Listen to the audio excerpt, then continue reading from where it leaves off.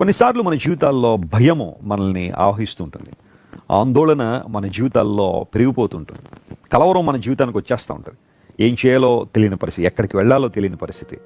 అసలు నా జీవితం ఏమైపోతుందా, నా బ్రతుకేంటా, నేను ఎవరి కోసం బ్రతుకుతున్నాను, దేనికోసం బ్రతుకుతున్నానా అని అనిపించే ఆలోచనలు బహుశా కొన్నిసార్లు మీ జీవితంలోకి రావచ్చు.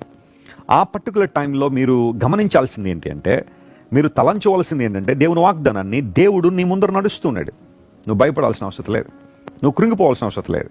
దావీదు భక్తుడు అందుకని అంటాడు, దేవుడు నాకు కాపరిగా ఉన్నాడు, నాకు లేమి కలుగుదు, ఆయన నడిపించే దేవుడు ఆయన. ఒకవేళ నేను గాఢాంధకారపు లోయ లాంటి అనుభవం గుండా నేను ప్రయాణం చేయాల్సి వచ్చినా నేను భయపడను, ఎందుకంటే దేవుడు నాకు తోడై ఉంటాడు.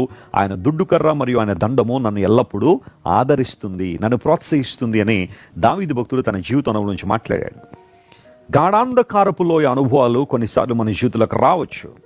ఆ పరిస్థితుల్లో దేవుని వాగ్దానాలు జ్ఞాపకం చేసుకుని ప్రభువు మనకు తోడుగా ఉన్నాడని, ఆయన మనకు ముందుగా నడుస్తున్నాడని మనం గుర్తించగలిగితే చాలా చాలా చాలా ధైర్యాన్ని మనం పొందుకుంటాం.